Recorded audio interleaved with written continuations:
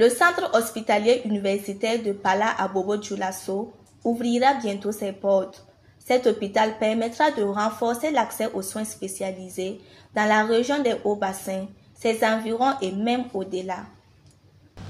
C'est un hôpital qui viendra être complémentaire avec ce qui est déjà offert par l'hôpital universitaire Sanou Souro, qui est un hôpital qui est maintenant dépassé. C'est un hôpital qui date des années 1920. Et donc ce nouveau CHU de Pala va aussi offrir des soins et services de très haut niveau qui ne sont pas encore disponibles dans notre pays.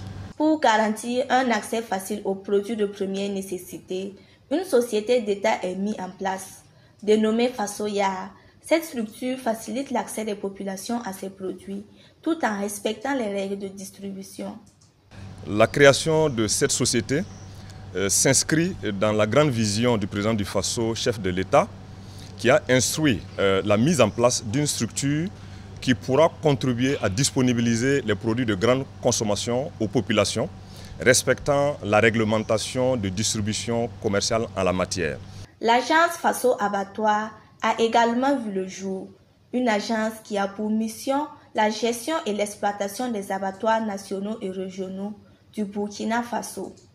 Le Burkina Faso est un pays d'élevage et pour profiter du maximum de notre potentiel d'élevage, nous devons mettre en place un système qui nous permet d'être un pays exportateur de viande, mais pas un pays exportateur d'animaux sur pied.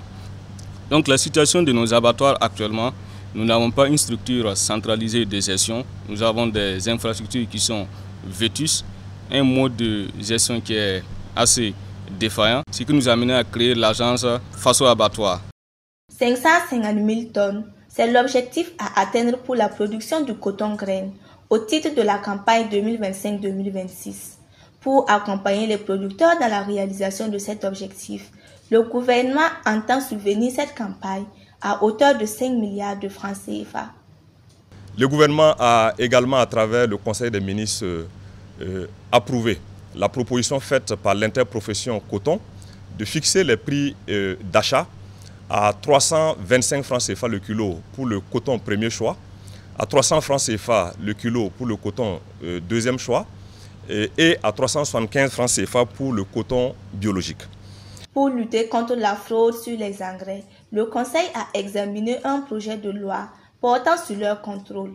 L'innovation majeure de cette loi est la reconnaissance d'un monopole accordé à la société burkinabé d'intrants et de matériels agro-pastoraux pour l'importation et l'approvisionnement régulier du Burkina Faso en engrais. Il faudra que nous mettions en place un système de traçabilité pour éviter l'utilisation inappropriée de l'engrais par les terroristes. Également, de 2007 à maintenant, il y a eu le développement de plusieurs structures locales de fabrication d'engrais qui ne sont pas prises en charge par la loi de 2007 et il y a le développement de nouveaux types d'engrais, notamment les biofertilisants et l'engrais liquide, qui ne sont pas également régulés.